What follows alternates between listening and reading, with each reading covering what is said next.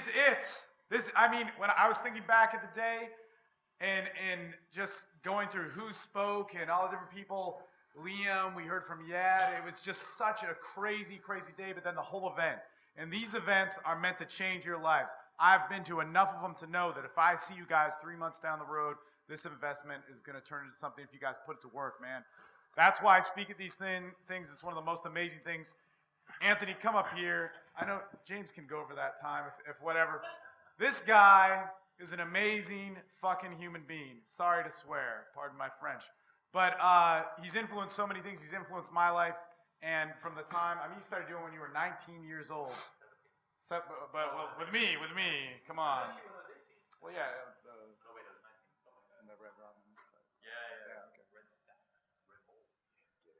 No sense. No, anyway, but look, this is his event, and I think if you guys just personally thank him, and I'm sure you're going to say something, and everybody's going to say something. I know James has got a lot to say, but it's had it all planned out. Yeah. Anyway, this little segment here, I wanted to speak just real briefly on James Marshall, but thank you for all that as well. James Marshall's been the keynote speaker at this event. This is his third speech, but I never quite discussed why. It just was kind of made, at least as far as you guys could tell in the schedules and stuff. So there's a couple reasons. One is because James Marshall is James Marshall. So that's a big reason in itself. It's pretty awesome.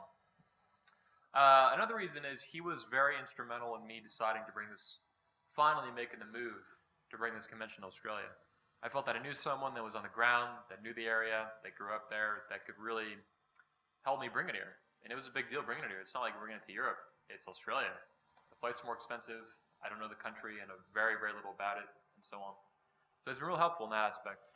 And finally, the third reason I brought him on as a keynote speaker to give you guys 3 speeches and really kick ass. But the biggest speech, too, if you guys noticed that, it was the longest.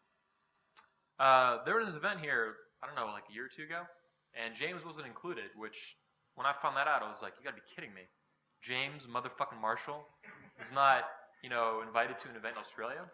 So that was finally in part, I was like, man, fuck that. I'll bring this event here, and I'll make him the keynote speaker because he deserves that kind of recognition, and, well, yeah, recognition is probably the best word for it. So without further ado, I think you bring up James Marshall. Awesome guy. Thank you. All right, man. Jesus. I'm just going to invent a new game. It's called Herpes Roulette. So you got 8 glasses here. They're all drunk by pickup artists. So you do the maths. There's 100 women per glass plus however many times you kissed a girl. It's all good. I think that was Brad Branson there. That was good. Okay, so, gentlemen, the last thing you need right now is any more theory, trust me. You can't absorb any more ideas. And so I'm not going to give you any. I'm going to tell you some stories. Because I like telling stories. I like doing funny accents. And I think they educate as well as entertain, which is a good combination. But I want you, while you're listening to these stories, to have a think about this one question. Don't answer it now. Have a think about it. When is the time that you can change your behavior and make a breakthrough? That's the question. All right, so just ponder it whilst listening to these smutty stories.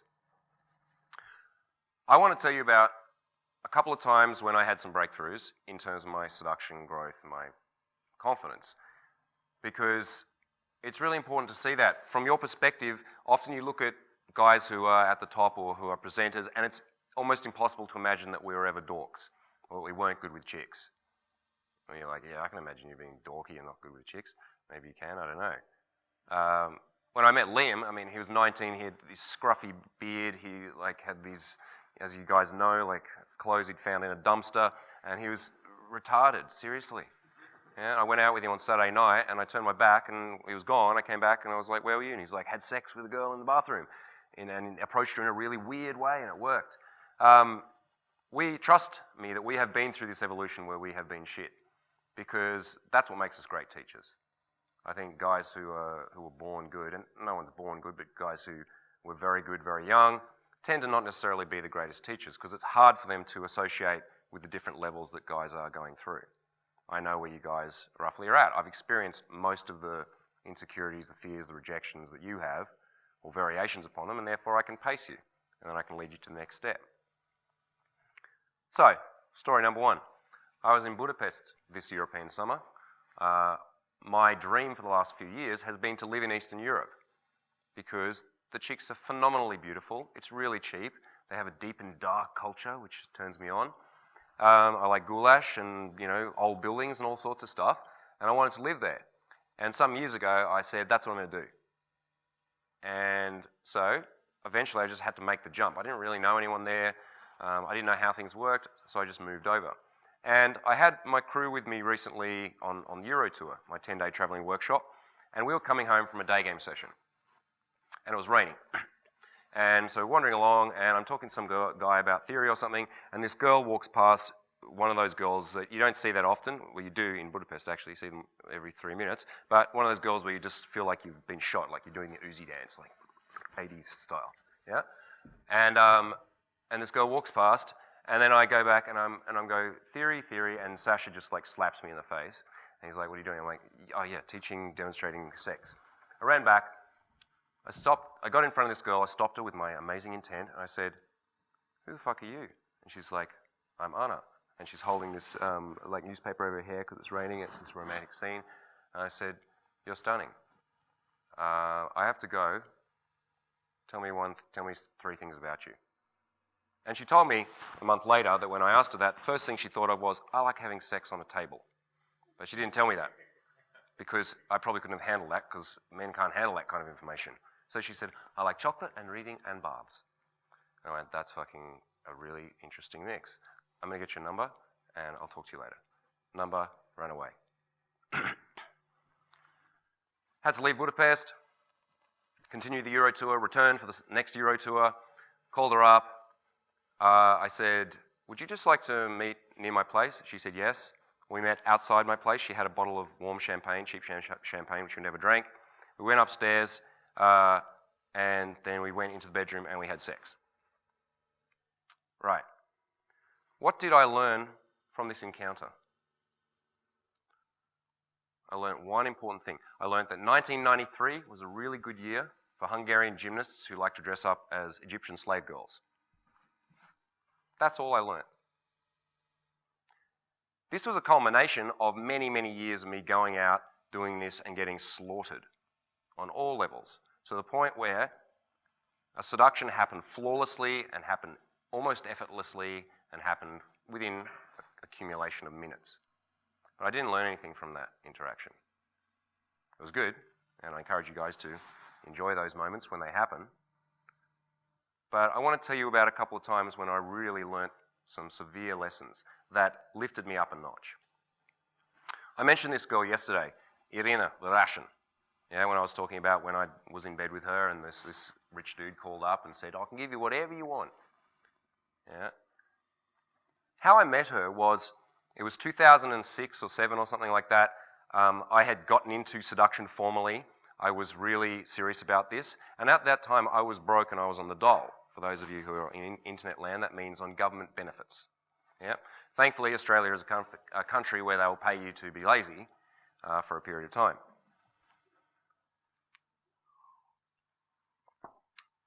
Like, I talked to my Serbian girlfriends about this, and they're like, what did you do for these 10 years when you had no job? And I was like, well, I did whatever I wanted, and the government paid me the equivalent of 2 months' wages for you every week. Because I don't know why. She just looks at me with disgust. Like, if I'd been born in Serbia, I would not be here doing this. Thank you. Thank you, Australia. Good country. So, how did I meet this girl? I was at Centrelink, which is the dole office, the government benefits office, internet people, and I was dressed like Liam back in the day. I had this coat that I bought in India when I was a hippie that was from Kashmir, and I thought it was really cool. I thought it was like kind of like some Eastern wizard thing. It just looked like a sack, basically, with some embroidery on it. I had some tie-dyed pants on. I had my kung fu shoes on because I was always ready, and probably some retarded Indian shirt. I looked like an Indian hobo, like hippie hobo. And I'm waiting in line with my form, with the jobs that I pretended that I was looking for, which I certainly wasn't. And there at the front of the queue, I see this amazing figure. And then I hear something which just drives me crazy, which is a Russian accent. I don't know if it's wired into my blood because I'm quarter Ukrainian or something, but I hear that accent and it just drives me nuts. And you don't hear much of that in Australia. I hear this girl and she's like, no, this not problem and something. And she's like, scolding the person behind the desk. And then she just turns and sweeps to walk out of the Centrelink office. And I'm thinking, at this point I'd been approaching a lot and I thought I was getting kind of good and I had built this identity of me as a PUA because, in the Melbourne seduction scene, people knew of me and when they saw me out, they're like, PUA, game, yeah, all that kind of stuff. And this was part of my identity at the time. And I saw this girl walk out and I went, fuck, that's the hottest girl I've ever seen in the flesh. To this day, she's the top 3 or 4 girls that I've slept with in terms of beauty. And I saw her walk out and I'm like, I can't. I mean, in terms of bad places to approach girls, you have STD clinic, unemployment office. I don't know what's after that, morgue or something. I don't know. Yeah, bad places to meet girls. Does not demonstrate high value at all. I was literally a bum. And as she walked out, and I'm having this feeling, this just sinking doubt and worthiness. I'm like, fuck, I'm just so not there. Yeah, and why is she in here? I don't know. Yeah. And that was the moment where I had a breakthrough. Because I went, this is the only time, fuck it. And I ran out, and I ran down the street after her, and I stumbled a little bit, and I touched her a little bit too hard on the shoulder, and pulled her in a bad way. This is not a good way to approach a girl. And she turned, reeled in horror, and I said, hi, look, I saw you in there, and when I was in the Centrelink, I know it's not great, and she's just there reeling more. She reels further and further. And then I just stop. And I literally just stop mid-sentence. She's like, what the fuck in Russian? I don't know what that is in Russian. And I just stop and freeze. And I take a deep breath in, thanks to my Shaolin training. I bring myself out of my fucking retarded, useless head, into my body, down to my feet. I close my eyes. This is all in front of this girl who's standing there. Okay, breathe in, sweep up, breathe out, relax. Do you mind if I walk with you to the end of the street? And she says, I'm busy. I have university. I said, okay, but can I walk with you to the end of the street? Let's go. And I turned and I started to walk, and she sort of tentatively walked next to me, obviously not really very pleased to be in this situation, but here she is. And I have literally 150 metres, and I know that she's not going to give me any more. Yeah. And so my first impulse is to talk fast. And again, I take control of that situation as best I can, and I just try to speak slowly to this woman that is knee-shudderingly, amazingly beautiful. And I said, so why are you in Australia? And she says, it's a long story. I'm like, well, I'm interested to hear that story. She says, I'm with husband but separated. And I just ask a couple more questions, and then we get to the end of this street. And she says, I'm leaving.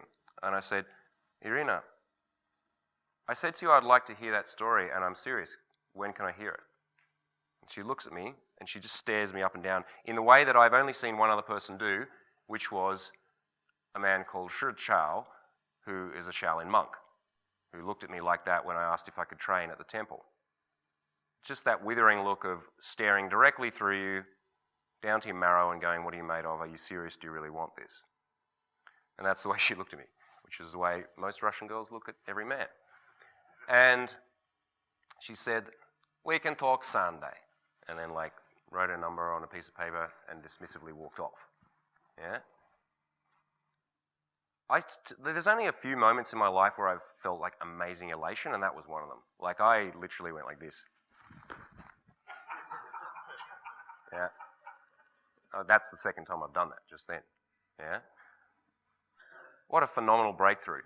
And I thought, well, fuck, it's going to flake, and it did. It flaked. She didn't answer.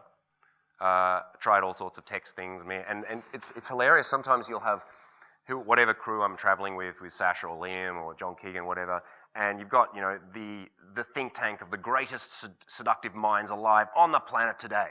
And someone gets a text message from a 19-year-old girl. And the guy's looking, he's like, what do you reckon about this? And we all sit down there, and then everyone starts crowding around, like, no, don't put a full stop. No. Hang on. No, I reckon if you leave the capital off, it makes it feel like it was just so casually tossed away, as if you're just texting while snowboarding, which is a cool thing, yeah? Yeah, and he's like, yeah, no, but there's a problem. She doesn't speak that well English, so she's going to understand what are you up to, she's going to think, and so on, right? And then eventually all of us go, all right, cool, send, yeah. 20 seconds later, ping, back from this 19-year-old girl with the perfect response. I'm like, what?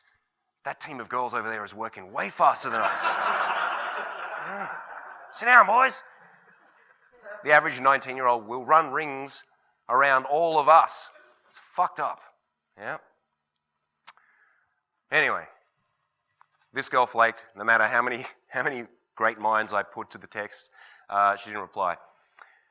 6 months later, I was sitting with the guy that I started this business with, who is a bit of a ghost now. He was a legendary man who was riding a motorcycle through Africa. We don't speak his name.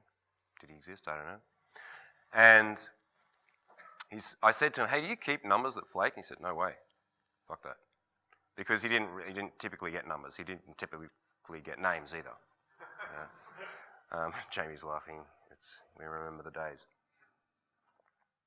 I said, well, I do. And he's like, why? I said, well, I don't know. Maybe you can bring a dead number to life. He said, have you ever done that? I said, no. Well, I'm going to try now. And I went scrolling through and I went, of course, the white whale, the lost girl. And I remembered in our conversation, she told me that she did modelling and that she played the accordion. You don't meet girls like that in Australia. And the previous night I'd been out at some crazy gypsy gig where someone was playing an accordion because I like that kind of weird music. And so I just thought if I could send her a message, and I said, saw a crazy accordion playing someone in a band last night, reminded me of you. ... And don't write that down. It was just not the greatest text, but whatever. I sent it off, and she wrote back, you send me messages sometimes. Why? I was like, yes, she's back, she's alive. And I wrote, again, remember, I want to still hear your story. And then she said, we can meet Thursday. I'm like, sure. I rocked up to Fed Square, and this girl did actually appear. This seduction took me 6 months. Yeah. Now, keep in mind, it's okay to have a seduction that lasts 6 months as long as that is not the only seduction that is happening. Yeah? We call these works in progress, or ones that are on low simmer. They're good. They test you. You work on your long-term game, on your slow simmer game. That's awesome. But don't invest everything into that one person. So during that 6 months, I was otherwise engaged, don't worry. But this was the one I was working most on. And the story of how I eventually got her into bed is something that I'm going to publish basically as a book because it's fucking epic. But there was one point where I eventually managed to get her out at night time and into a bar, which she'd never been into. This girl was actually hunted down essentially as a trophy bride. Some Russian guy who had Australian citizenship had gone to Russia to find the perfect virgin. Yeah? He'd gone over and hunted this girl down and found out that she was a virgin from a good family and all this stuff, and he went to the parents and said, I can give your daughter a better life in Australia. Can I have her hand in marriage? Yes? And her mother went and spoke to her and said, this man can give you a better life and blah, blah. And she says, Mother, I don't love this man, but if it makes you happy, I will do it. Serious. And so they got married. Yeah? And she comes to Australia. This guy turns out to be abusive, part of the mafia. She sleeps with this one guy, hates it, leaves him, goes into protective custody and is living out in a women's shelter out somewhere in the suburbs, and that's why she's at Centrelink. What the fuck? All because, like me as a bungling, broke musician went, oh, I like Russian girls. Hey, I'm in way over my head here, but hello. Yeah. Was not prepared, not ready for this kind of woman, but did it anyway. And I remember, so she came out at night to see my band, which was a highly unfashionable funk band. She didn't like funk. And she liked accordion playing. I remember she swept into this Brunswick pub, this smoky, dirty pub with about 20 people in the audience. And like my friends who were all hairy and like covered in leather and stuff, she didn't like any of this. If you know what a hot Russian girl looks like, she's dressed like a futuristic hooker. Yeah, so she has like white boots up to here and high heels and leopard print skirt and like panda fur wrap. Yes, panda means you are rich if you can kill panda. And she's dressed like this and strides in and everyone looks at me and they're like, what? She's way too good for you and those are weird boots. And she walks up to me and she looks me up and down and I'm wearing the same thing I always wear. And she just looks at my shoes and she says, you wear same shoes in club as on street. And I'm like, yeah, that's my style. To her, I was nothing in terms of an expression of an attractive or successful male. Yeah? I was not what she was looking for. And yet, begrudgingly, she let me seduce her over time. And it was simply because even though I had no value, really, in the societal strata of things, even though I was like in well over my head, I didn't really know how to communicate at this level with this type of woman, I was showing up and I was okay with who I was. Yeah? I had $20 Feiyu Kung Fu shoes because they were comfortable and made me ready for action. Yeah? And I had a shitty band and all this stuff, and I was obviously unemployed. She knew this from the very beginning. And yet, this woman eventually became my lover. That question I asked at the beginning, has anyone got any answers?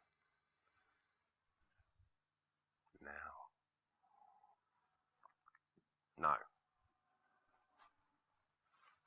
Well, at some point it's going to be now, because it'll be when that happened, which would have been now at that time, wouldn't it? Yeah. Any other answers? When can you change your behaviour and make a breakthrough?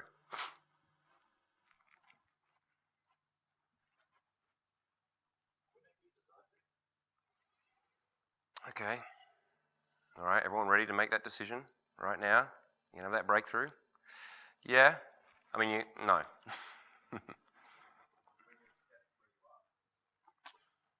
No. That's a good thing about asking a question is you get to be the adjudicator on what the correct answer is. Like, no, they're like, no, that's the correct answer. I'm on stage. No. Well, I'll give you my opinion. Okay, let's take an abusive husband. He slaps his wife around when he gets angry and gets drunk. Yeah? And then the next day, he wakes up and he goes, oh shit, what have I done? And he goes and tells his wife, I'm sorry, baby. I love you and I'll never do that again. Yeah? Is he going to do it again? Right. Of course he is. Because post the event, you cannot change a behaviour. Prior to an event, you can prepare for, but you can't change your behaviour. That's what you guys are doing over this weekend. You are preparing for events. Yeah, you are sourcing information and mindsets and inspiration, all this stuff that is giving you some preparation, is clearing up some blind spots, is giving you some tools in preparation for the events. The only time you can really shift a behaviour and have a breakthrough is at the moment when the old behaviour reaches its peak. The only time that guy can stop being abusive to his wife is at that moment when he's going like this. Yeah? Because that's when this reactive behaviour has exhibited itself and is about to follow its course and reach its resolution.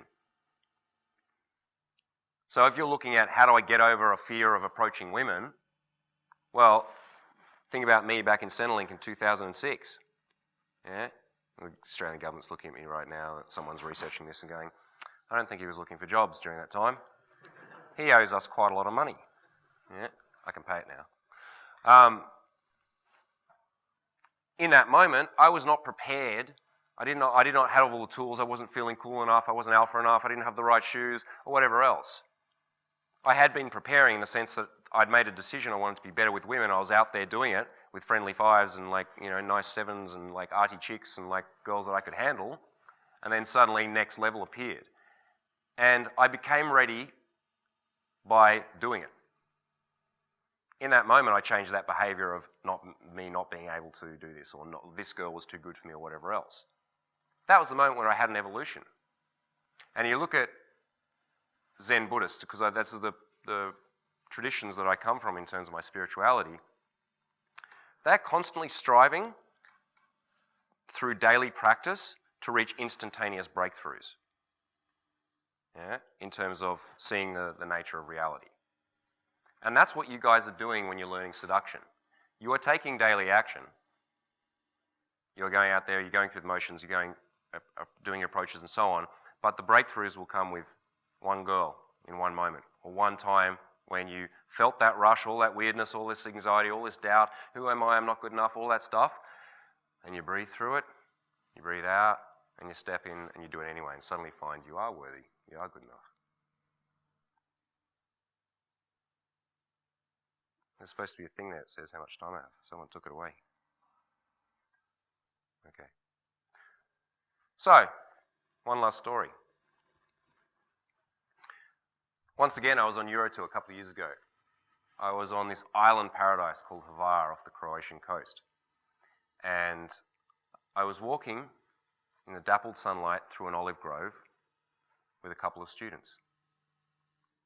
And I was wearing my Daniel Craig swimming suit, which looks much better on him than on me, with my skinny white body and my hairy chest. And my students were equally well endowed with the gifts of nature. And we were strolling through the dappled sunlight across slightly pebbly ground, across this island, and there was this outdoor cafe, and all these beautiful people, Croatian couples, are sitting around sipping espressos. And I said to my student, "See that over there?" And he looked in the direction and he went, "See what?" And I said, "The most beautiful woman on the planet." And he went, "Oh, yeah, right." Like he's trying to avoid the fact that in the middle of this and well away from everyone else is the most beautiful woman on the planet. Obviously a Russian.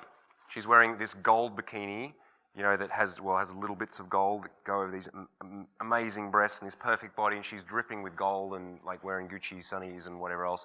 And she's wearing high heels, like what the fuck? And she's sitting there by herself, sipping a coffee, and so I draw my attention to this, because the student knows, he's like, I don't see that, because he knows, oh fuck, he's going to make me talk to her. So I'll just pretend suddenly, like, fight, flight, and denial. Yeah. I'm like, okay, so do I need to finish this sentence? And he's like, man, I think I need to kind of warm up. I'm like, most beautiful woman on the planet.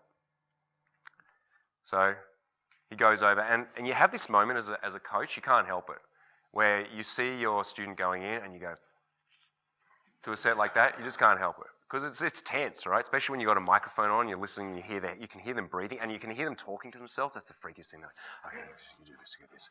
Like, dude, I can hear you. And then they go, and then they have to go and take a piss, and then you take the headphones out. It's a weird existence that we dating coaches live in. And so he strides up to this girl, and I see him like lean over and like put his hand on the table and go, and this girl just looks up and like withers at him and like opens her mouth like this to deliver one withering word probably. And I see him sort of there tentatively, and then he just like backs off and he just walks back and comes back to me, and I just give him a little hug. Right. And he says, man, she was really not very nice. She was really nice. That was really bad. I don't want to do that. No, it was horrible. I'm like, all right, cool, stop. And then we do our little meditation thing there. So all of us, standing in the middle of this thing looking like weirdos. And I tell him to close, it's like with some gay tryst is happening here. I'm like, just close your eyes and think about it. And he does his breathing exercise and he comes back to center and we're okay. He opens his eyes and I said, that was really good. That you did that. You've taken a step that most men would never do. I'm proud of you. Now, when you go in again, and he's like, thanks for the lesson.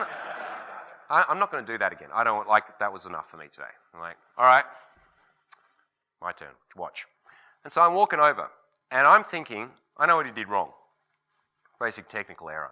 He came over and he tentatively asked for permission to join her at the table. Simple rookie error. I know what I have to do. I just have to open, and as I'm opening, pull the chair out and sit down and plonk myself down there. Yeah, that's right. That's all. It's simple. Okay. So I go over, and I go, "Привет," my only word of Russian at the time. And it's because I'm like, how assumptive is that? How good am I to recognize that she's Russian and say one word of Russian? She's going to love this shit. Привет. Pull the chair out, sit down. This girl does not even look at me. She goes like this. Stands up and walks off. Yeah? And around me, and there's like 30 people sitting around me, and they all burst into peals of laughter. Yeah? And my students are over there watching me too and going, is this part of the game? Playing hard to get, huh, James? Oh, nice. Yeah? So I've just been brutally, there's bad rejections, and then there's that. A bad rejection is when a girl turns to you and gives you, has the respect to tell you to fuck off.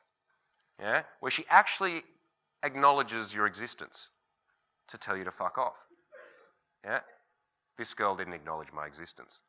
Yeah? I do not exist to this woman.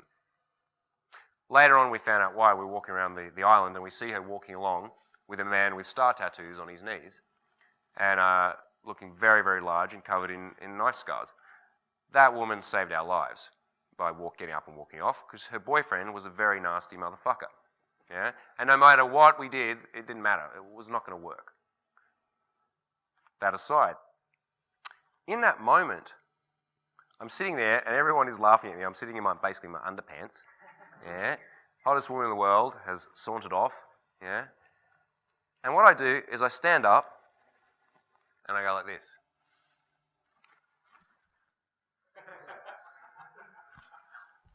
And then I walk back to my students and I said, who's afraid to go and talk to some nines? Not me. And they went, yeah, let's go do that. A couple of you guys have been asking me these questions, like, is the way to do it like just go and do it heaps of times? Like you just have to do it, right? And like over and over again or something, and they're always trying to, get these quantifiable ideas of like, how long was it until you felt happy with yourself? Or, at what point do you know that you're really going to be good at this? And all these questions that are grappling for this idea of a moment when you feel satisfied or that you know what you're doing or how many and all this kind of shit. Never happens. This was 5 years into my career as a professional seduction coach after I had slept with many, many, many women, which none of us will ever say the number of. Yeah.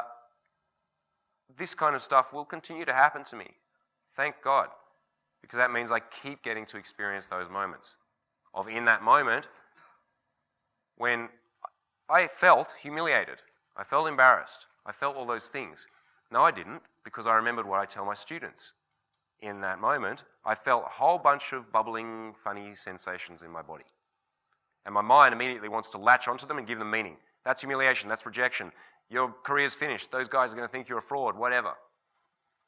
No. I just felt a whole bunch of stuff. I stood up, I breathed it in and out, I owned it, I was okay with it, I bowed, and I felt like a fucking hero. Because I had done all that I could. Definitely all I could in that situation, and therefore I walked away with growth. You guys will go out there and you will do the Uzi dance many times. And it can be crippling to you, to your self-esteem, to your development, if you place meanings on it. If each time a girl says, no, whatever, I'm busy, fuck you, or just sips her coffee and walks off on you, you take that as a personal affront to you as a man, to your worthiness, you will not get good at this. You cannot. It'll just be too demoralizing. But if you take each of those experiences as an individual point in time, for me, each approach is the only approach. Each girl I'm speaking to is the only girl I've ever spoken to. That's my mindset. In that moment when I'm there with her, I'm not thinking about I'm practicing this to get to the next one, just me and her. And then whatever the outcome of that is, I'm going to breathe through it. I'm going to take labels off it. I'm going to feel it for what it is, and then I'll be having my breakthroughs. Then I'll have growth. Thank you very much.